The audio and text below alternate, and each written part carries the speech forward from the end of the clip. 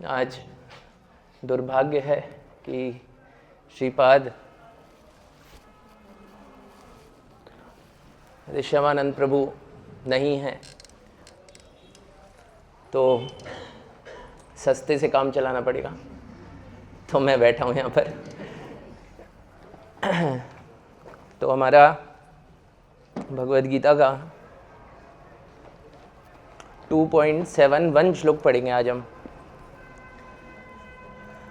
विहाय कामन्यः सर्वान् पुमाश्रिति निस्पृह निर्ममो निरंकारः स शांतिम अधिगच्छति। बहुत इंपॉर्टेंट श्लोक है। 2.71 इज़ अ वेरी इंपॉर्टेंट श्लोक ऑफ भगवद गीता। विहाय छोड़कर, कामान इंद्रिय तृप्ति की भौतिक इच्छाएं, यह जो सर्वान समस्त पुमान पुरुष चरति रहता है, निहा स्पृह इच्छा रहित, निर्ममः ममता रहित, निरंकारः अहंकार शून्य, सह वह शांतिम पूर्ण शांति को अधिगच्छति प्राप्त होता है। अनुवाद: जिस व्यक्ति ने इंद्रिय तृप्ति की समस्त इच्छाओं का परित्याग कर दिया है, जो इच्छाओं से रहित है और जिसने सारी ममता त्याग दी है तथा अहंकार से रहित है, वही वास्तविक शांति को प्राप्त कर सकता है। तात्पर्य श्रील प्रभुपाद के द्वारा। श्रील प्रभुपाद की जय। निस्पृह होने का अर्थ है इंद्रिय तृप्ति के लिए कुछ भी इच्छा न करना। दूसरे शब्दों में कृष्ण भावना भावित होने की इच्छा वास्तव में इच्छा शून्यता या निस्पृहता ही है।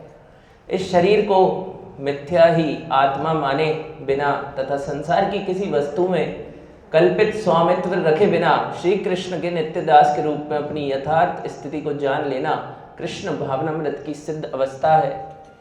जो इस सिद्ध अवस्था में स्थित है वह जानता है कि श्री कृष्ण ही प्रत्येक वस्तु के स्वामी हैं, अतः प्रत्येक वस्तु का उपयोग उनकी तुष्टि के लिए किया जाना चाहिए। अर्जुन आत्मतुष्टि के लिए युद्ध नहीं करना चाहता था, किंतु जब वह पूर्ण रूप से कृष्ण भावना भावित हो गया तो उसने युद्ध किया, क्योंकि श्री कृष्ण चाहते थे कि वह युद्ध करे। उसे अपने लिए युद्ध करने की कोई इच्छा न थी, किंतु वही अर्जुन श्री कृष्ण के लिए अपनी शक्ति भर लड़ा। वास्तविक इच्छा शून्यता कृष्ण तुष्टि के लिए इच्छा है। यह इच्छाओं को नष्ट करने का कोई कृत्रिम प्रयास नहीं है। जीव कभी भी इच्छा शून्य या इंद्रिय शून्य नहीं हो सकता, किंतु उसे अपनी इच्छाओं की गुणवत्ता बदलनी होती है। भौतिक दृष्टि से इच्छा शून्य व्यक्ति जानता है कि प्रत्येक वस्तु श्री कृष्ण की है। ईशावश्या इदम सर्वम, अतः वह किसी वस्तु पर अपना स्वामित्व घोषित नहीं करता। यह दिव्य ज्ञान आत्म साक्षात्कार पर आधारित है, अर्थात इस ज्ञान पर कि प्रत्येक जीव श्री कृष्ण का अंश स्वरूप है और जीव की शाश्वत स्थिति कभी ना तो श्री कृष्ण के तुल्य होती है ना उनसे बढ़कर। इस प्रकार कृष्ण भावनामृत का यह ज्ञान ही वास्तविक शांति का मूल सिद्धांत है। तो इसमें एक वर्ड यूज हो रहा है निर्ममो, है ना। तो निर्ममो का मतलब क्या होता है? इसमें प्रभुपाद बता रहे हैं निर्ममो मतलब ममता रहित। तो क्या मतलब भक्तों में चांटे मारते फिरे? ममता नहीं है ना। ममता नहीं होने का मतलब क्या है? वो तो आसक्ति हो गई। ममता रहता है ना, माँ को ममता रहती है। माँ को बच्चे से ममता ना हो तो बच्चे की तो हालत खराब हो जाए, है ना। कुटी रहा है बच्चा 24 घंटे, है कि नहीं। तो निर्मम का क्या मतलब हुआ है यहाँ पर? कोई भौतिक ममता नहीं होनी चाहिए, है ना। हाँ, कोई बोल रहा है तो कोई भौतिक ममता नहीं होनी चाहिए। जैसे हम बोलते हैं ना कि भैया भक्त जो होते हैं ना, वो तो चींटी को भी नहीं मारते। चींटी चल रही है उसको भी नहीं मारते, लेकिन कोई दूसरा भक्त होता है तो उसमें चांटा जरूर मार देते हैं। तो ये डुप्लेसिटी है ना, कि जो भक्त हैं वो पानी भी फूक फूक कर पीते हैं कि भाई कोई जीव जंतु मर ना जाए। लेकिन किसी भक्त से अगर ईर्ष्या है तो उसका खून पूरा पी जाते हैं। तो इसीलिए हमको ये ध्यान में रखना चाहिए। जैसे प्रभुपाद अगर यहाँ पर इतने अच्छे से वर्ड मीनिंग नहीं लिखते और परपट नहीं देते तो हमें समझ में भी नहीं आता। और हम देखते हैं कि प्रभुपाद की जितनी भी किताबें हैं, प्रभुपाद ने सारी किताबों में कभी भी भक्ति शब्द का यूज नहीं किया है। किस शब्द का यूज किया है? कृष्ण भावनामृत का भी नहीं किया, मतलब वो तो किया है, लेकिन भक्ति की जगह किसका शब्द प्रयोग किया है? हाँ, भक्ति में सेवा बोला है प्रभुपाद। प्रभुपाद ने कभी भी डिवोशन यूज नहीं किया, हमेशा क्या बोला है? Devotional service. अगर कोई भक्ति में उन्नति करना चाहता है तो उसको भगवान की सेवा करनी पड़ेगी। अगर वो भगवान की सेवा नहीं करेगा तो वो भक्ति में आगे नहीं बढ़ सकता। इवन भगवान ने खुद सेवा करके कितने सारे एग्जाम्पल सेट किए। जब युधिष्ठिर महाराज का ने राजसूय यज्ञ करवाया था तो श्री कृष्ण की क्या सेवा थी? हाँ, जूते चप्पल उठा के स्टैंड में लगाते थे। हाँ, श्री कृष्ण बताइए सेवा कर रहे है ना। तो कोई भी सेवा जो रहती है वो छोटी है, बड़ी नहीं होती है ना। इवन भगवद गीता में लिखा है ऊर्ध मूलम अधो शाखा, मतलब जो आध्यात्मिक जगत है ना उसका जस्ट उल्टा भौतिक जगत में होता है। जैसे यहाँ पर जो ये सोनी सेवा करते हैं, सोनी सेवा मतलब नाली साफ करने की सेवा, झाड़ू पोछे की सेवा, उसको बहुत निकृष्ट माना जाता है कि भाई इसको टच नहीं करेंगे, भगवान की सेवा में जा रहे हैं, है ना। तो लेकिन आध्यात्मिक जगत में आप देखिए हमारे सेंटर पे इतने सारे भक्त सेवा करते हैं, लेकिन हमारे जो 2 भक्त कचरा उठाने की सेवा करते हैं उनका नाम पूरे सेंटर में सबको पता है और उनको बहुत आदर सम्मान देते हैं, है ना। वो दोनों भक्त है नहीं अभी आने वाले, इसलिए पहले ही एग्जाम्पल दे दिया मैंने।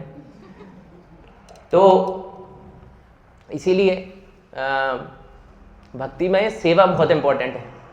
आप देखिए जब आप शास्त्रों को देखेंगे तो 12 महाजन हैं, है ना। भागवत में आता है 12 महाजन के बारे में, तो उसमें नारद मुनि हैं और भी मतलब इस तरीके से 12 महाजन हैं। तो नारद मुनि के बारे में आप देखेंगे कि विषम से विषम परिस्थिति हम देखते ना, नारद मुनि को टीवी में कैसे दिखाते हैं। हाँ, बिल्कुल ऐसा किरदार बताते हैं कि मतलब जोकर टाइप का। लेकिन नारद मुनि बहुत ही बड़े भक्त हैं भगवान के। जो भागवत नहीं पढ़ता, केवल टीवी सीरियल से नॉलेज गेन करता है, वो भी जोकर बन जाता है। क्योंकि जब मैं एक बार एक सीरियल देख रहा था, मुझे पता नहीं कौन सी भगवान की लीला बता रहे थे। मैं फिर सर्च किया, मैंने कहा कि देखे तो सही कौन सी लीला है। तो कहीं दूर दूर तक वो लीला नहीं थी, लेकिन क्योंकि केवल टीआरपी कमानी है तो वो उस तरीके की चीज़ें दिखाते हैं। इसीलिए जब भगवान के बारे में कुछ भी पता करना है तो ऐसे लोगों के पास जाना है जिनको भगवान के बारे में पता हो, है ना, जिनके हृदय में भगवान का साक्षात्कार हो, जैसे भगवान के शुद्ध भक्त, है कि नहीं। तो नारद मुनि जो थे, मैं उनकी एक स्टोरी सुनाता हूँ आपको। एक बार क्या हुआ, एक चित्ररथ नाम का गंधर्व था। गंधर्व जानते क्या होता है? एक योनि होती है गंधर्व, है ना। किन्नर गंधर्व ये लोग क्या, इंद्र जी जो होते हैं मतलब ऊपर, तो उनको प्रसन्न करने के लिए ऐसे बहुत अच्छा गाते हैं, बहुत अच्छा डांस करते हैं उनके सामने, क्योंकि इंद्र राजा हैं स्वर्ग के। तो ऐसी योनि जो रहती है उसको किन्नर और गंधर्व की श्रेणी में आते हैं। वो बहुत सुंदर दिखते हैं, वो लोग बहुत सुंदर दिखते हैं, है ना। तो एक बार चित्ररथ नाम के गंधर्व थे, वो ऊपर से जा रहे थे यान में बैठ के। तो नीचे एक राजा था, उसका नाम था राजा गालब। क्या नाम था? राजा गालब। तो ये जो गालब राजा थे ना, ये ऐसे अंजलि भर के आचमन करने जा रहे थे एक नदी पे। तो चित्ररथ जो है वो एड देख के आया था किसका, बोलो जुबा केसरी। तो चित्ररथ पान खा रहा था, चित्ररथ कुछ खा रहा था, मतलब जो हम निकालते हैं तो लाल लाल दिखता है। तो बहुत सारे लोग हमारी धरती माँ को आशीर्वाद देते रोज, है ना, गुटखा खा के उसको पीटते रहते चारों तरफ, बड़ी अच्छी बात है। लेकिन ये जो चित्ररथ थे तो इनने ऊपर से, समझ रहे, पीका, तो पीका तो वो जो अंजलि भरे थे ना उनके हाथ में जाके गिर गया वो पूरा। तो वो ब्राह्मण शुद्ध का दिमाग खराब हो गया, लेकिन कौन है ये, तो ऊपर देखा चित्ररथ जा रहा, बढ़िया बेहतरीन, मजा आया ऐसे करते हुए चले गए।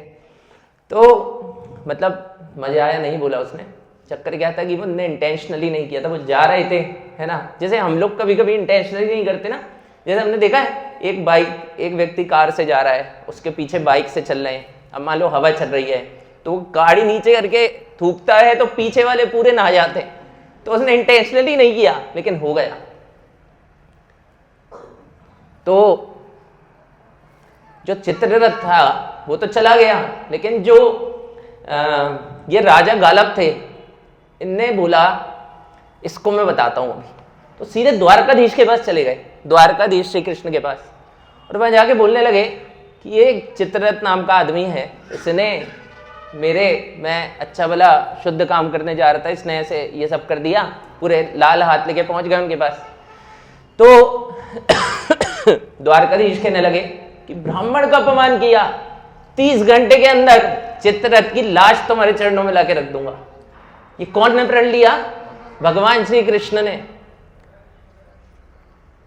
मैं अभी कुछ दिन पहले सुन रहा था कि हर एक व्यक्ति की जो सांसें हैं ना वो काउंटेड रहती हैं। जैसे ब्रह्मा जी ने हमको बनाया है तो हर एक व्यक्ति की सांस जो है ना, वो कितनी सांस ले रहा है, छोड़ रहा है, सब काउंटेड है। कोई व्यक्ति 25 साल की उम्र में सड़क से जा रहा है, उसका एक्सीडेंट हुआ, उसकी मृत्यु हो गई, ये हम इसको अकाल मृत्यु बोलते हैं। क्यों? क्योंकि हम एक्सेप्ट नहीं कर पाते कि ये कैसे मर गया एकदम से। लेकिन ब्रह्मा जी ने उसकी उतनी ही सांसें लिख के भेजी थी, है कि नहीं? तो जो लोग, मतलब बहुत अच्छी बात है, योगा करना चाहिए। जो लोग योगा करते हैं तो वो ज्यादा क्यों जीते हैं, उसका साइंटिफिक लॉजिक है कि कोई व्यक्ति अनुलोम विलोम कर रहा है, अब उसने 10 मिनट अनुलोम विलोम किया, उसके बीच में उसको मान लो 100 बार सांस लेनी थी, लेकिन क्योंकि वो अनुलोम विलोम कर रहा है तो उसने 25 ही बार ली, तो जो 75 वाली सांस थी उतना और जिएगा वो। बिल्कुल साइंटिफिक कैलकुलेशन है ना। बॉडी को सही रखने के लिए बिल्कुल करना चाहिए, है ना। भक्ति में भी बहुत फायदा मिलता है उसका, बट जो साइंटिफिक कैलकुलेशन है उसके बारे में बता रहा हूं आपको। तो ये जो द्वारकाधीश ने भैया प्रण ले लिया और भैया वो चित्ररथ को ढूंढने लगे। मतलब ढूंढने क्या लगे, वो तो लीला चल रही है, भगवान को क्या ढूंढना, चुटकी बजाए चित्ररथ खड़ा रहता सामने, ढूंढने लगे भैया, ढूंढ रहे। तो गालब चला गया अपना काम करने, नारद मुनि मिले उसको। किसको? चित्ररथ को। नारद मुनि ने चित्ररथ से बोला, चित्ररथ ने नारद मुनि से बोला कि और कैसे? तो नारद मुनि ने कहा बढ़िया। तो उन्होंने बोला, नारद मुनि ने, कि बढ़िया तो ठीक है, लेकिन तुम्हारी है ना फील्डिंग सेट करी है किसी ने। जैसे हम स्कूल में नहीं रहते 11th-12th में, कुछ स्टूडेंट्स बैठे कि पेट्रोल पंप पे मिलेंगे, तो उसकी फील्डिंग सेट हो जाती है, व्यक्ति को पता नहीं रहता, वो जैसे ही बाहर निकला कॉलर पकड़ के चांटे मारना चालू कर देते उसमें। सबने एक्सपीरियंस किया होगा। तो उसकी फील्डिंग सेट कर दी। तो नारद मुनि ने जैसे ही चित्ररथ को बताया तो चित्ररथ की हालत खराब हो गई। चित्ररथ ने कही, द्वारकाधीश ने मेरी फील्डिंग सेट करी है, और कोई नहीं मिला, थोड़ा नीचे स्तर पे संभाल लेता मैं सिचुएशन। तो बोले, हाँ तुम्हारा कुछ नहीं हो सकता, तुम मरने वाले हो 30 घंटे में, तुम्हें जो करना है कर लो। तो नारद मुनि शुद्ध भक्त, और शुद्ध भक्त के अंदर करुणा रहती है, शुद्ध भक्त सबको बचा लेते हैं। तो इनने क्या किया कि नारद मुनि के पैर पकड़ लिए कि आप बचाओ मेरे को, मैंने गलती से कर दिया। तो बोले, तुम खाते ही क्यों? सेंटर फ्रेश आती है वो खा लेते, उसमें थूकना नहीं पड़ता, गटक जाते हैं। कुछ और खा लेते, पीकने वाली चीजें क्यों खा रहे थे, है ना। ऐसा नहीं बोला, तो क्या हुआ कि नारद मुनि ने कहा ठीक है, एक उपाय है। बोले नदी है ना, नदी, वहां पर जाओ, वहां पे जो भी स्त्री दिखे ना उसके पैर पकड़ के उससे क्षमा याचना करना कि मैंने बहुत पाप किए, मुझे क्षमा कर दीजिए। तो चित्ररथ कहने लगा कौन स्त्री आएगी, कौन सी नदी पे जाना है, कुछ डिटेल में तो बताओ। कहने लगे नदी ये रही और चले जाओ, बाकी मैं संभाल लूंगा, बस ज्यादा दिमाग नहीं लगाने, जाओ। और यहां से जब तक वो नदी के पास जा रहे थे इतने में नारद मुनि द्रौपदी के पास पहुंच गए।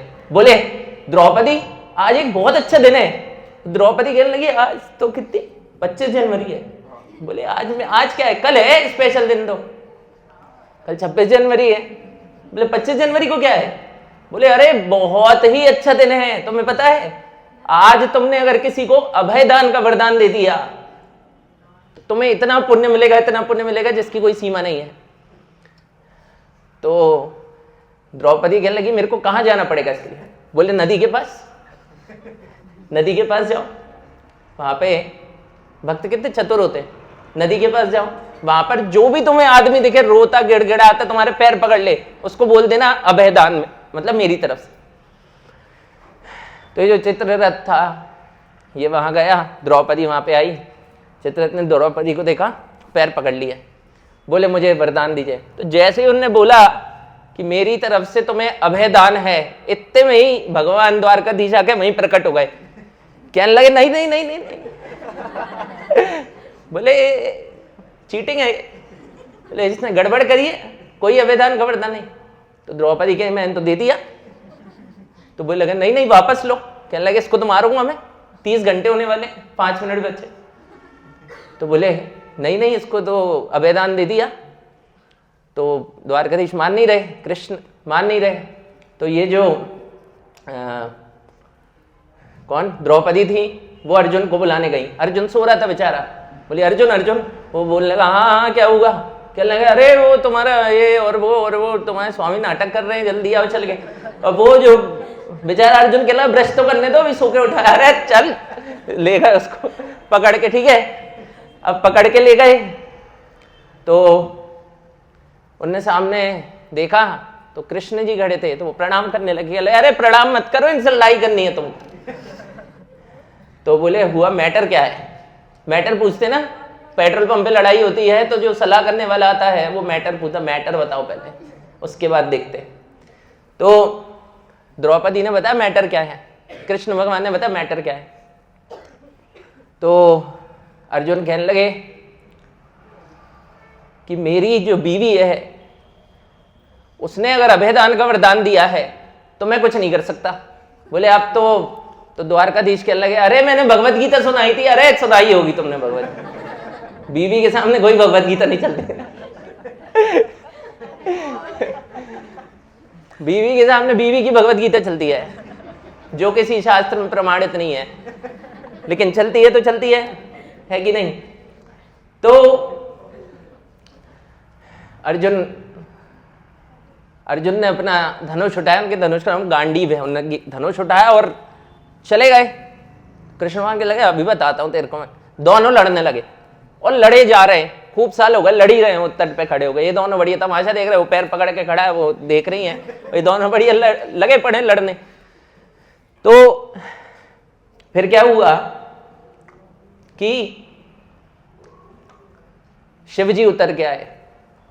शिव जी ने बोला भगवान के कंधे पे हाथ रख के, भगवान आप ना भक्तों से हारे हुए ही अच्छे लगते हो, आप भक्तों से जीत जाओगे तो फिर क्या मतलब है?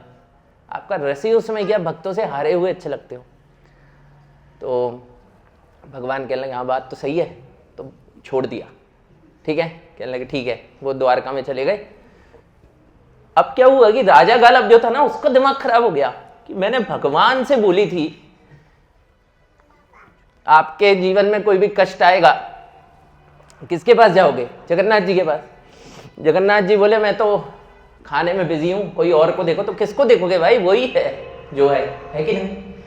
तो अब क्या हुआ कि इतनी तेज कैसे हो गया भाई? एनीवेज, तो इसका वो कम कर दीजिए। तो ये जो राजा गालब थे उनका दिमाग खराब हो गया। तो राजा गलभ कहने लगे कि अब मैं बताता हूं। किसको? चित्ररथ को। तो राजा गलभ ने अंजलि भरी और कहने लगे कि मैं जैसे ही अंजलि डालूं और ये चित्ररथ मर जाए, तो वहां से द्रौपदी ने भविष्यवाणी करी कि अगर इसकी अंजलि नीचे गिर गई तो मैं सच्ची भक्त नहीं, मैं प्राण त्याग दूंगी। तो उसकी अंजलि नहीं गिर रही, उसने पानी भरा, पानी इधर ही फ्रीज हो गया हाथ में, अब वो गिर ही नहीं रहा। तो चित्ररथ को समझ में आया कि यार ये सब भगवान का अरेंजमेंट है।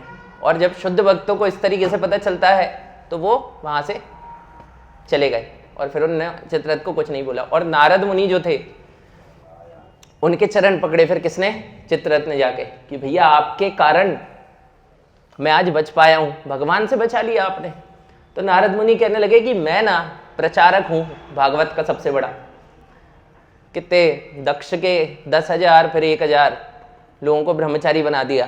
ठीक है, वो बेचारे 10,000 लोग गुरुकुल में शिक्षा लेने गए थे, लौट रहे थे, बीच में नारद मुनि मिल गए। कह ले कहाँ जा रहे हो? बोले घर जा रहे। बोले नहीं नहीं नहीं, घर थोड़ा ना जाते, इधर आओ।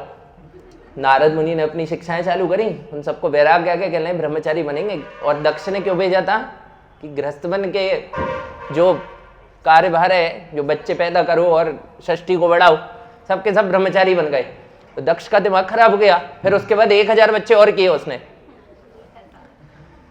तो वो 1,000 बच्चे जा रहे थे गुरुकुल पे, तो गुरुकुल से वापस आ रहे थे, फिर नारद मुनि मिल गए। किसी ने बता दिया अरे वो 1,000 भी इन्हीं के हैं छोटे भाई। बोले ठीक है। वो बीच में खड़े हो गए जाके नारद मुनि, बोले गुरुकुल में क्या सीखा? बोले कि हमने गुरुकुल में सीखा नारद मुनि कि जो बड़े होते हैं ना उनको फॉलो करना चाहिए। तो बोले हाँ, तुम्हारे बड़े भाई ब्रह्मचारी बने तो उनको फॉलो करो, तुम भी ब्रह्मचारी बनो। सबके सब उनको 1,000 को भी ब्रह्मचारी बना दिया, है ना। उसके बाद प्रहलाद महाराज, ध्रुव महाराज, सबके जीवन में तो कौन ही है कि नहीं? हाँ, कितने बड़े भक्त हैं, कैसे दिखाते हैं उनको टीवी में, है कि नहीं। और जनता इसलिए अज्ञानी है क्योंकि वो सही चीज जानना नहीं चाहते। टीवी में क्या मसाला मिलता है ना पीछे से, जैसे कोई भगवान, जैसे कोई राक्षस है, जैसे सुपर्णखा ही मान लो लीला में। अब जैसे सुपर्णखा का नाम लिया तो 50 बार कैमरा आएगा सुपर का, ठिशुम ठिशुम ठिशुम ठिशुम, वो तो मजा आता है देखने में। लेकिन सुपर्णखा मतलब आजकल जो पिक्चरें आ रही हैं उसमें विलन ज्यादा फेमस हो रहे हैं। मुझे कोई बता रहा था, बोले विलन ज्यादा फेमस हो रहे, प्रभु जी हीरो का कोई काम नहीं है, आप लेक्चर वेक्चर मत दिया करो। तो मैंने कहा मैं तो सेवा के तौर पे दे रहा हूं। तो नारद मुनि ने कहा कि मैं अगर तुम्हें बचाया हूं तो तुमको भगवान की भक्ति करनी पड़ेगी। और उनने चित्ररथ को भगवान का इतना अच्छा भक्त बनाया और चित्ररथ से बोला कि तुमको एक मंत्र जपना पड़ेगा। कौन सा मंत्र? हरे कृष्णा कृष्णा कृष्णा हरे हरे, हरे राम राम राम हरे हरे। ये है नारद मुनि, ये होता है सेवा भाव।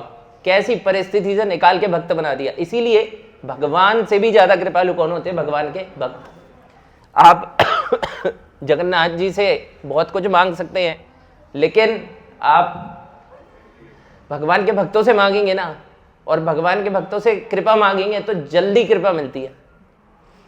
जगन्नाथ जी से मांगेंगे तो कृष्ण से डायरेक्ट तो कोई बात ही नहीं कर सकता। आपको पता है, हम जो गौड़िया वैष्णव हैं राधा रानी के थ्रू जाते कृष्ण के पास, है ना। जैसे मान लीजिए वैदिक प्रभु हैं, खूब भक्ति करी उनने, बीच में उन्होंने कही थोड़ा डिस्को भी चलते हैं, तो वैदिक प्रभु डिस्को चले गए। कहने लगे थोड़ा सा प्याज लहसुन तो खा ही सकते हैं, तो प्याज लहसुन खा ली। कहले कंठी माला कोई इस्तेमाल लग नहीं रहा, तो वो भी उतार दी। माला भी ज्यादा हो रही है, 16 6 कर देते, फिर 1 कर देते, 0 कर देते। तो वैदिक प्रभु मतलब कुल मिला के आउट हो गए भक्ति से। अब नाम केवल वैदिक है लेकिन भक्ति से आउट है। तो अब क्या होगा कि राधा रानी है ना, जब व्यक्ति, मैं वैदिक प्रभु की बात नहीं कर रहा, मैं इन जनरल कोई चिंटू की बात कर रहा हूं, चिंटू प्रभु। तो वो जब शरीर छोड़ेंगे तो भगवान तो उनको नकार देंगे, अरे तो पूरे टाइम भोग विलास में लगा हुआ था। लेकिन राधा रानी बोलेंगे अरे अपना वाला ही है, हरे कृष्ण महामन तो करा ही है, 2-4 साल तो किया ही है, ले लो शरण में। तो ऐसे करके राधा रानी के थ्रू हम भगवान के पास जाते हैं। भगवान बहुत स्ट्रिक्ट है, कृष्ण इज वेरी स्ट्रिक्ट, है ना। वो एंटरटेन नहीं करते हर किसी को, है ना। पास में भी खड़ा नहीं होने देते वो, लेकिन क्योंकि राधा रानी हम पे कृपालु हैं इसलिए हम भगवान की भक्ति कर पा रहे हैं। ये बात पता होनी चाहिए सबको, है ना। तो जो सेवा है ना उसका बहुत महत्व है, जैसा मैं बता रहा था। एक बार समुद्र मंथन हो रहा था, तो सबसे पहले क्या निकला था समुद्र मंथन में से? क्या निकला था? हाँ, हलाल विष निकला। सबसे पहले क्या निकला था? हलाल विष। तो वो आपको पता ही है पूरी स्टोरी की। वो मंत्र जो पर्वत था, मंदार पर्वत, उसको लेके आ रहे थे, इतना भारी था, वो पिस गए सब के सब। स्टोरी जो मेन है वो मैं आगे ला रहा हूँ, बता रहा हूँ। सेवा भाव देखिए आप। उसके बाद फिर आगे चल के वो जब मथने लगे तो पर्वत डूब गया क्योंकि भारी था। तो फिर विष्णु ने कहा कि मैं कश्यप अवतार लेके अपने पीठ पे पर्वत को टिकाऊंगा, फिर तुम इसको हिलाना। फिर जब वो हिलाने गए तो बोले रस्सी नहीं है इतनी बड़ी, तो वासुकी नाग आए, वो बोले कि रस्सी ले लो। ये पूरी स्टोरी पता है आपको समुद्र मंथन के पहले की।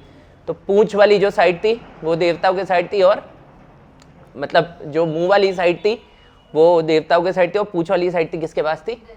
हाँ।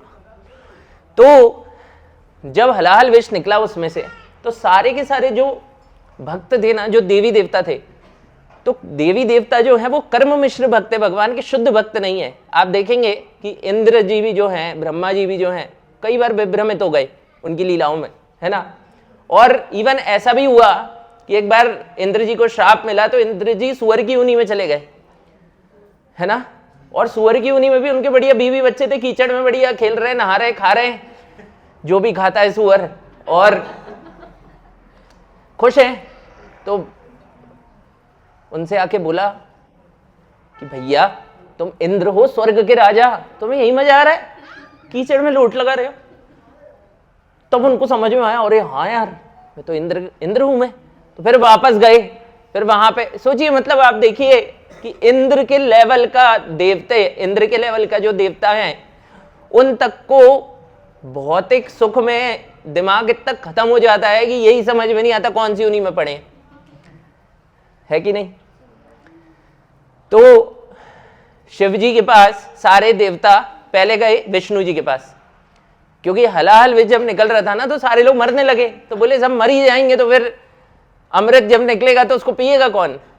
सब पहले ही इतना खतरनाक विष निकला, सब मरने लगे।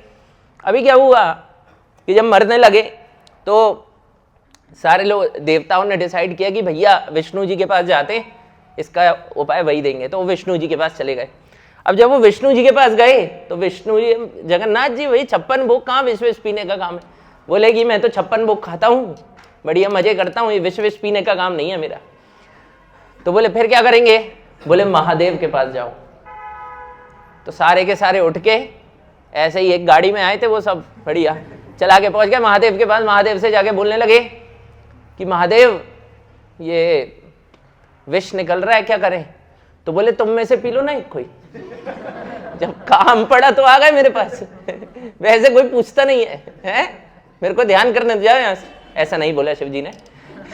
शिव जी बहुत करुणामय है। महादेव ने कहा ठीक है, लेकिन मैं विष पी तो लूंगा, लेकिन मेरे को एक बार बीवी से कंसल्ट करना पड़ेगा।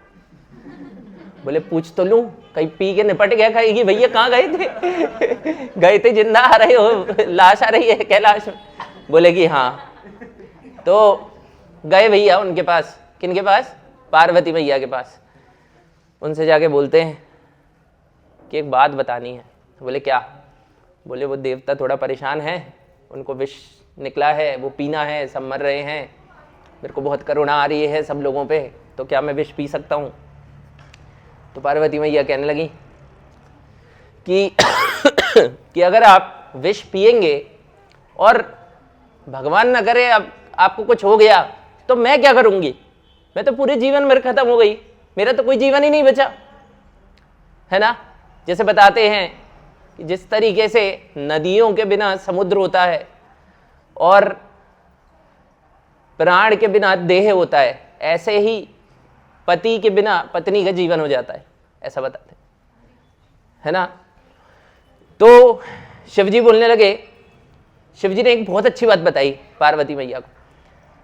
बोले कि अगर मेरे इस एक्टिविटी से, विष पीने से अगर जगत का कल्याण हो रहा है, केवल जगत का कल्याण हो रहा है, तो फिर भगवान अगर मेरे विष पीने से प्रसन्न होंगे तो मुझे तो विष पीना बहुत अच्छा लगेगा, मेरे लिए तो विष अमृत के समान है। तो पार्वती मैया, मतलब ये बहुत बड़ा संवाद है, तो पार्वती मैया बहुत इमोशनल हो गई। तो पार्वती मैया बोलती हैं कि अगर इस दुनिया के कल्याण के लिए अगर मुझे अपने पति को सेक्रीफाइस करना पड़े तो मैं करने को तैयार हूं, आप जाइए, आप विष पीजिए। ये पार्वती मैया है ना। और महादेव जो थे उन्होंने कहा ठीक है।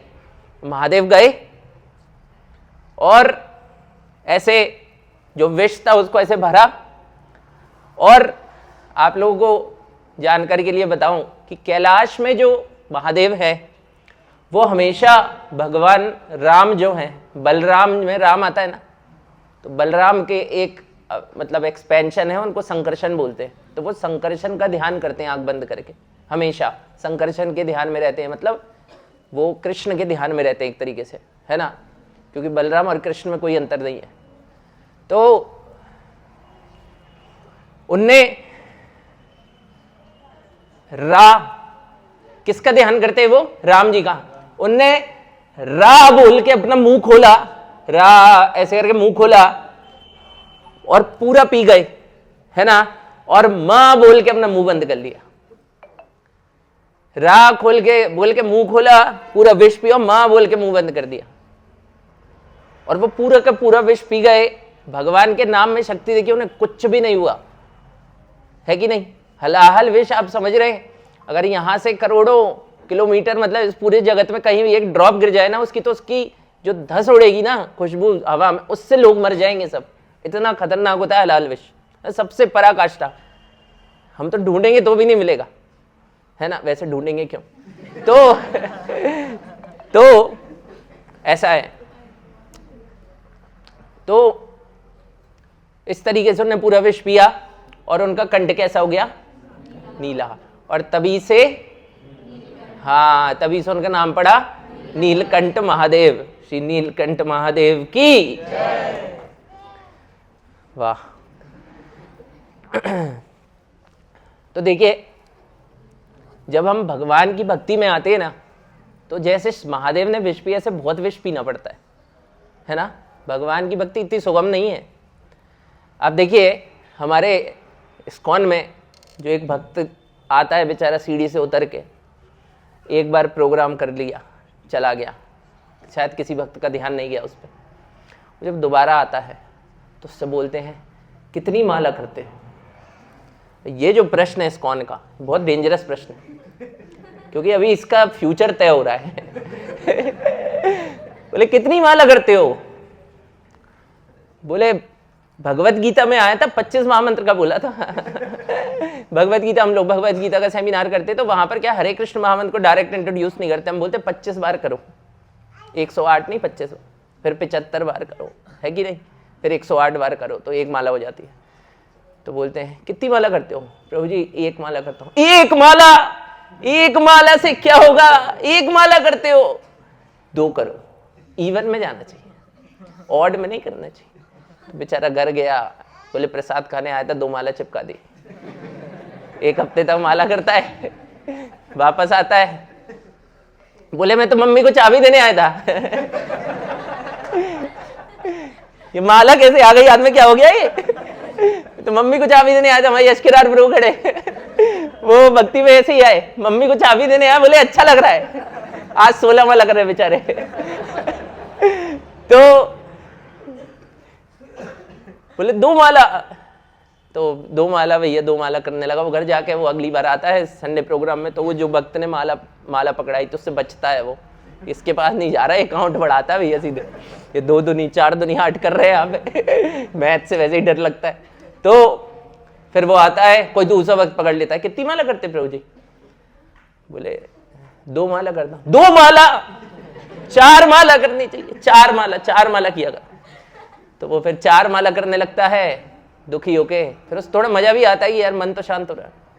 4 माला करता है, कुछ 1-2 हफ्ते पब वब में जाता है, बोलता है मैं तो ऐसा हूं ही नहीं ना भक्ति वाला, तो चाबी देने आया था।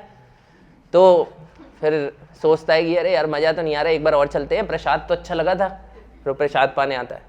फिर 6 महीने हो जाते हैं उसको। बोलते कितनी माला करते हैं प्रभु जी?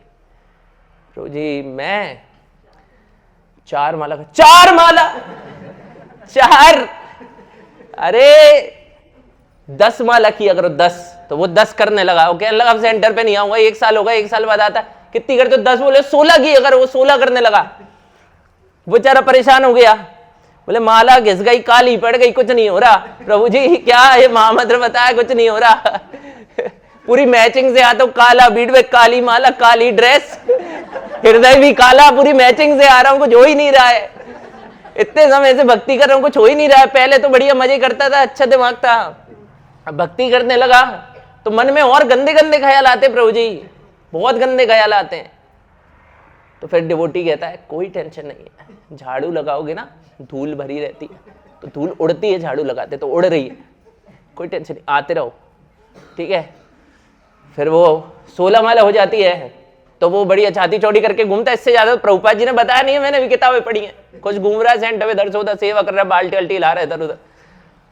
फिर कोई भक्त मिलता है उसको, कितनी माला करते प्रभु जी? बोले 16 माला। दीक्षा हो गई? दीक्षा नहीं हुई, दीक्षा नहीं हुई, दीक्षा नहीं हुई भैया, दीक्षा नहीं हुई। बोले ये दीक्षा कौन सा माता जी का नाम है? अरे दीक्षा भाई, इनिशिएशन, गुरु पकड़ो एक। बोले अच्छा, नहीं इसका नहीं पता था, इतनी किताबें पढ़ी हैं 2-4, उसमें दीक्षा की बात नहीं आई। तो वो दीक्षा करने लगता है, दीक्षा हो जाती है उसकी। अब दीक्षा के बाद बेचारा फंस गया है कि नहीं। अब आ रहा है हर संडे को मन मार के कि चलो दीक्षा तो हो ही गई, इनने करवा दी जबरदस्ती। फिर एक कोई भक्त पकड़ लेते हैं, ये सीनियर भक्त हैं, सीनियर होते जाते हैं। भक्तों में एक और क्वालिटी होती है, खुद भले ही 2 माला ना करते हो, सामने वाले को 16 करा देते हो। इतना मोटिवेशन रहता है अंदर, इतना मोटिवेशन रहता है अंदर। प्रभु जी कितनी माला करते हैं? अरे 16 माला करनी चाहिए प्रभु जी। प्रभु जी आप, मैं तो 25 महामंत्र बोलता हूँ ना, गीता में बताया था। तो फिर दीक्षा हो जाती है उसकी। फिर वो घूमता रहता है। फिर कोई पूछता है उससे कितनी माला करते? बोले 16। दीक्षा हो गई? दीक्षा हो गई। ब्राह्मण दीक्षा हो गई? नहीं, ब्राह्मण दीक्षा नहीं हुई। अरे ब्राह्मण दीक्षा नहीं हुई इसकी, तो ब्राह्मण दीक्षा करवा देते हैं उसकी। बोलते हैं निर्जला एकादशी रखते हो कि सजला रखते हो? बोले मैं तो खाता हूं खूब जोर से। बोले निर्जला रखना चाहिए। बोले निर्जला एकादशी रखना चालू कर दिया। फिर उस बेचारे को पुजारी बना के खड़ा कर देते हैं। हमारे आशिकेश प्रभु ने आज पुजारी सेवा करी थी, हम लोग भी करते हैं। तो बेचारा वो वहां पर खड़े होके ना उस टाइल से इस टाइल पे देखता है कि जब पहली बार आया था ना, इधर बैठा था, टॉर्चर कर करके 2 टाइल कुदा के अल्टर में घुसा दिया मेरे को। फिर वो सोचता अब तो करना ही क्या है, भक्ति करता है कि नहीं। तो ये क्या टैलेंट है इस्कॉन में, है ना। तो इसीलिए क्या है कि ये कोई गलत काम नहीं कर रहे उसके साथ, ये उसके अच्छे के लिए कर रहे हैं, है ना। तो पता चला अगली बार आधी जनता हो गई कि हमारे साथ भी ऐसे ही होने वाला है, ने पोल खोल दी। तो इस तरीके से हम देखते हैं कि अगर हमको दुख चाहिए ना जीवन में, तो दुख, इसके पहले एक सेवा की स्टोरी सुनाता हूं हमको, बहुत अच्छी। आपने सुना होगा कि जो भरत महाराज थे, वो जो गोपियों का, ऐसा बताते एक आचार्य बताते हैं कि कृष्ण लीला में, है ना, जो गोपियों का स्तर है वो रामायण में भरत महाराज का है। और जो भरत महाराज थे, जब राम जी को वनवास हुआ, तो जब वनवास हुआ तो राम जी जब चित्रकूट में पहुंचे, तो जब वो चित्रकूट में पहुंचे राम जी, तो वहां पर भरत महाराज पूरे अयोध्या वासियों को लेकर पहुंच गए कि ये किसने रोका क्यों नहीं राम जी को, कैसे चले गए वो 14 साल में, 14 क्षण नहीं रह सकता उनके बिना, 14 साल के लिए चले गए। तो पूरे अयोध्या वासियों को लेकर चित्रकूट पहुंच गए भरत महाराज। और वहां पे राम जी से कहने लगे बस हो गया, चलो वापस। तो राम जी कहने लगे कि मैं मर्यादा पुरुषोत्तम हूं, मैं धर्म का पालन कर रहा हूं, मैं नहीं चल सकता तुम्हारे साथ। बोले धर्म बहुत जरूरी है, धर्म सर्वोपरि है, धर्म के बिना कुछ नहीं है। और मैं अगर इस तरीके की चीज करूंगा ना तो क्या एग्जाम्पल सेट होगा जो आगे वाली जनरेशन। तो भरत महाराज कहने लगे नहीं नहीं आपको चलना पड़ेगा। तो वहां पे एक जज बुलाए कि कौन सही है। तो जनक महाराज है ना वैसे जज खड़े हुए थे, ठीक है।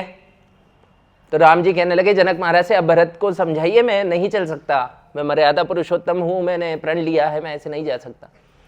तो जनक महाराज कहते हैं कि भरत तुम कुछ कहना चाहते हो। तो भरत महाराज कहने लगे कि धर्म अपनी जगह होगा लेकिन प्रेम जो है वो धर्म से भी ऊपर होता है। जो भगवान का प्रेम है वो धर्म से भी ऊपर होता है, इसीलिए राम जी को चलना पड़ेगा। तो जनक महाराज बोलते हैं कि ये जो लड़ाई चल रही है इसमें भरत महाराज विजेता है। भरत महाराज विजेता है क्योंकि भरत महाराज प्रेम का पालन कर रहे हैं और राम जी धर्म का पालन कर रहे हैं, और क्योंकि प्रेम का पालन करना धर्म के पालन से ज्यादा ऊपर है तो भरत महाराज विजेता है। और अगर भरत महाराज विजेता है तो जो भरत बोलेगा वही होगा। तो राम जी कहने लगे ठीक है। तो भरत महाराज से पूछा जनक महाराज ने, बताओ तुम क्या चाहते हो।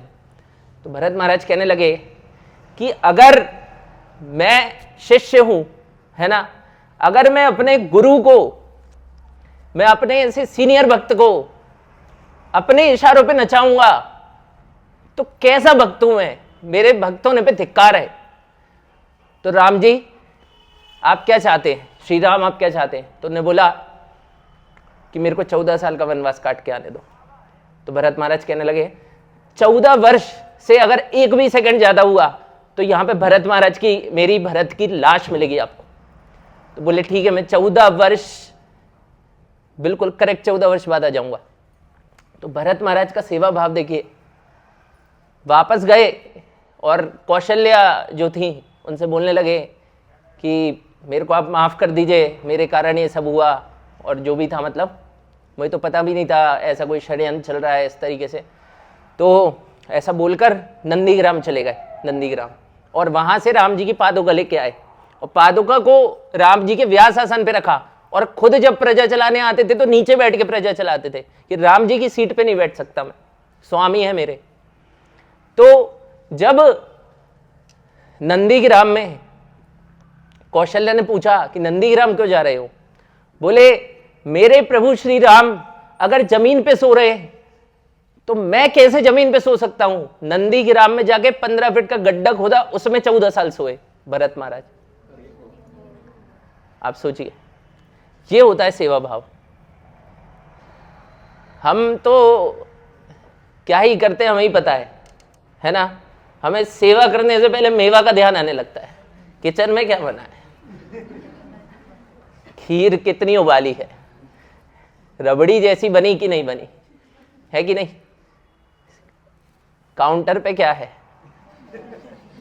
काउंटर हो गया ना, अंकित नाम ने प्रभु इंचार्ज हैं उसके, बड़ा कठिन सेवा है, मारा मारी तक हो जाती है। तो आज मैं सुबह एक वक्त से बात कर रहा था, वो बता रहे प्रभु जी वो तो बुक हो गए ना। मैंने कही कि वो गिफ्ट, ये स्वीट शॉप का कुछ सामान आया।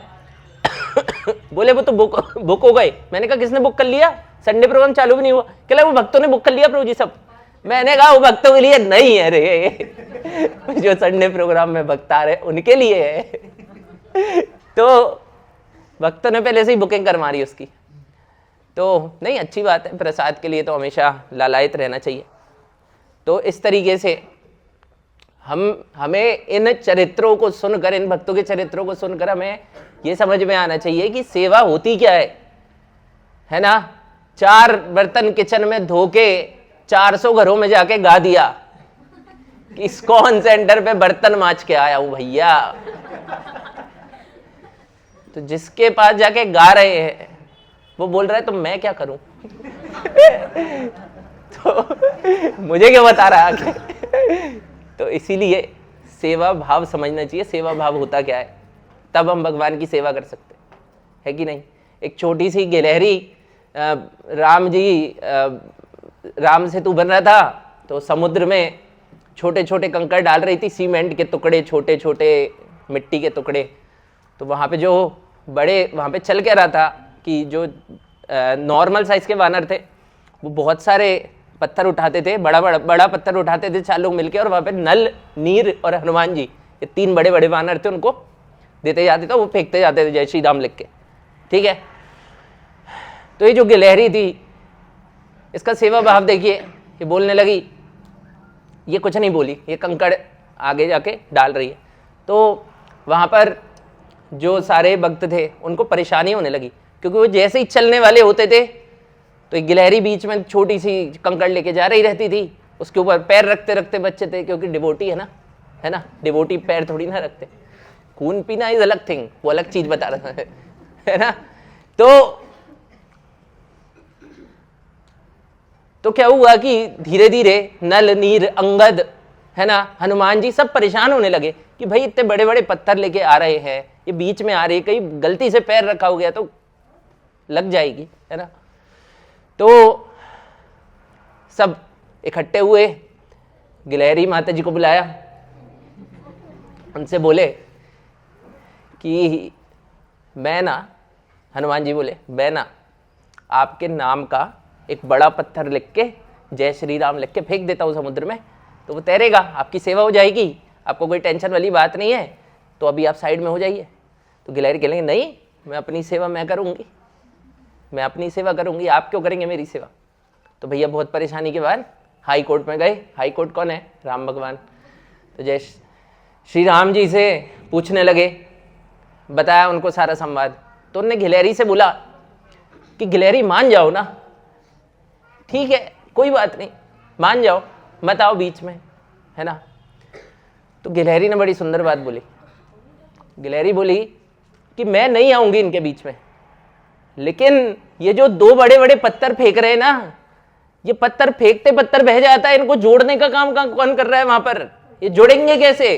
अरे भैया घर बनाते हैं तो ईंट के बीच में सीमेंट डालते हैं ना, तभी तो ईंट जुड़ी रहती है।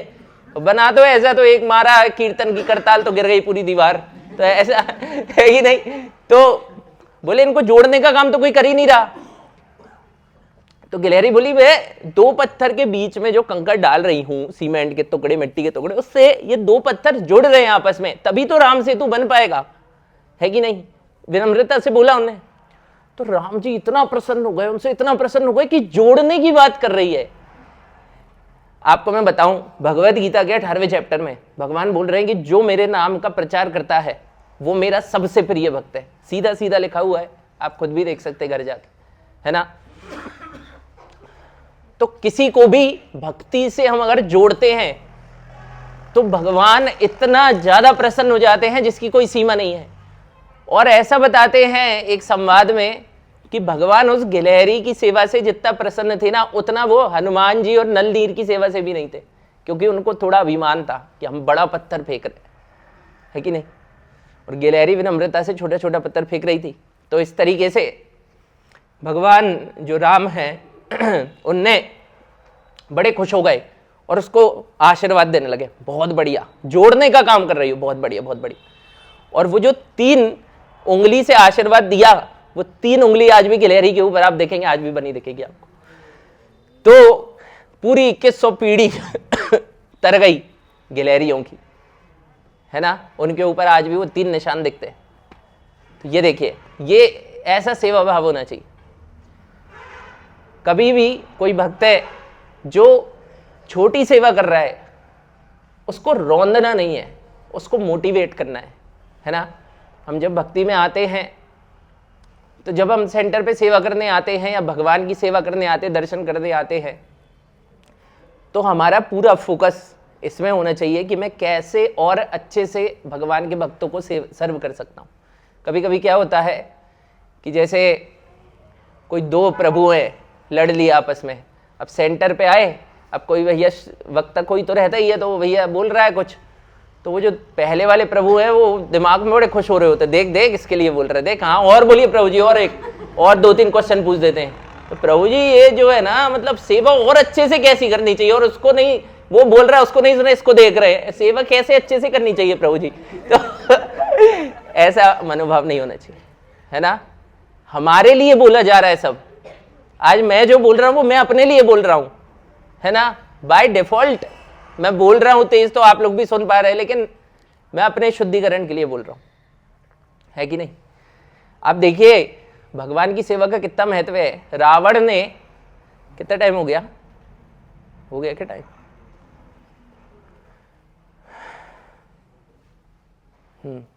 रावण जो था उसने इतनी तपस्या करी, अपने 10 सिर, 10वां मतलब देने जा रहे थे, 10 सिर उसने आहुति में डाल दिए, तब जाकर लंका मिली उसको, है ना?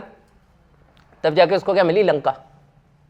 और विभीषण जो थे ना, उनने केवल रावण की जो गलत टोली थी उससे आकर केवल जब दंडवत प्रणाम किया ना राम जी को, जब युद्ध हुआ भी, युद्ध जीते भी रही थे, युद्ध होने वाला था, जब दंडवत प्रणाम किया ना, तो राम जी ने आशीर्वाद में बोला आओ लंकेश। तो सुग्रीव मिनिस्टर थे वहां पे, सुग्रीव मिनिस्टर बोले लंकेश। कहने लगे राम जी ओवर कॉन्फिडेंस में मत आइए, अभी युद्ध हार गए फिर। बोले सुग्रीव अगर मैं युद्ध हार गया ना, तो अगर मैं लंका नहीं दे पाया तो मैं विभीषण को अयोध्या का राजा बना दूंगा। केवल दंडवत प्रणाम करने से पूरे लंका के राजा बन गए, जहां पे रावण ने इतनी मेहनत कर करके अपने सिर दिए, इतना परेशान हुआ, इतने साल तक गिड़गिड़ाया वो देवताओं के सामने, तब जाकर उसको क्या हुआ? क्या मिला? लंका। और कितने साल राज कर पाया? कुछ ही कुछ। और विभीषण ने केवल दंडवत प्रणाम कर दिया तो उसको पूरी लंका मिल गई। और लंका का नाम लंका था, जब सीता मैया उसमें घुसी तो उसका नाम क्या हो गया? श्री लंका। तो ऐसे ही जटायु जो थे, रामायण जो है इतने सुंदर सुंदर प्रसंग है उसमें, एक से एक आपका मतलब दिल पिघल जाएगा कि क्या सेवा भाव, क्या स्तर पे सेवा भाव कर रहे थे लोग, है ना? जटायु जो थे, लक्ष्मण जी का बताता हूं पहले। लक्ष्मण जी तो थे, एक बार नवी कुछ भक्तों शेयर भी कर रहा था, लक्ष्मण जी भगवान के इतने परम भक्त थे कि एक बार क्या हुआ कि जब रावण सीता मैया को ले जा रहा था अपने यान से, तो सीता मैया ने कान के कुंडल, हाथों के कड़े, गले का हार, पैर की पायल निकालकर एक पोटली में बांधकर नीचे फेंक दिया, ताकि राम जी कभी आए तो उनको समझ में आए। तो सुग्रीव ने राम जी को बताया कि ऐसी पोटली मिली मेरे को। तो राम जी बहुत विरह में थे, राम जी पोटली खोलकर इतने खुश हो गए, कहने लगे लक्ष्मण लक्ष्मण इधर आओ, देखो सीता का कान का कुंडल, देखो सीता के कड़े, देखो सीता का हार। तो राम जो लक्ष्मण जी थे वो मतलब कुछ रेस्पॉन्स नहीं दे रहे थे राम जी की बातों का। तो राम जी ने कहा कि अरे लक्ष्मण तुम खुश नहीं हो, हम सीता को ढूंढने जा रहे हैं, सीता इसी रास्ते से गई है, देखो यहाँ पे प्रमाण मिला। लक्ष्मण जी पता है क्या बोलते हैं? लक्ष्मण जी बोलते हैं कि प्रभु मैंने आज तक कभी सीता जी को चरणों से ऊपर देखा ही नहीं है, मैंने कभी चरणों से ऊपर सीता माता को देखा ही नहीं। लेकिन अगर आप पायल की बोलेंगे ना, तो पायल के लिए मैं कन्फर्म बोल सकता हूं सीता माता की पायल है, लेकिन हार कुंडल और कंगन के बारे में मेरे को कोई नॉलेज नहीं है, क्योंकि मैंने कभी ऊपर देखा ही नहीं। ये सेवा भाव था लक्ष्मण जी का। ऐसे ही जटायु थे, तो जटायु जब लड़े, है ना, देखो जटायु एक पक्षी थे, है ना, तो इंसान सेवा करेगा तो उसको तो अलग ही टाइप का फल मिलेगा, अलग ही स्तर पे। पशु पक्षी सेवा करे तब इतना फल मिला, जैसे गिलहरी की स्टोरी सुनी, अभी ये जटायु की सुन रहे हैं। तो जटायु जो थे वो जब नीचे पंख कट गया, रावण से लड़े और नीचे गिर गए और मरने वाले थे, तो जब राम जी आए तो राम जी ने उनको ऐसे गोदी में रख लिया और वो बोलने लगे जटायु से कि मैं इतना प्रसन्न हूं तुमसे कि सीता माता जब जा रही थी तो केवल तुमको ये पता था कि मतलब सीता मैया मतलब राम जी की वाइफ है, इस चक्कर में तुमने इतना लड़ाई करी और तुमने अपनी जान न्यौछावर कर दी मेरे लिए। बड़े प्रसन्न हो गए राम जी, है ना। और जब गोदी में जटायु को लिटाया तो राम जी कहने लगे जटायु केवल 2 मिनट रुको, मैं तुम्हें दोबारा जीवित कर दूंगा। तो जटायु कहने लगे कि प्रभु श्री राम आप क्या कर रहे हैं, पूरी दुनिया इतने योग तप कर रही है ताकि मरते समय भगवान को याद कर सके, और आज मैं जब आपकी गोदी में अपना शरीर छोड़ने वाला हूं तो आप बोल रहे हैं आपको जीवित कर दूंगा।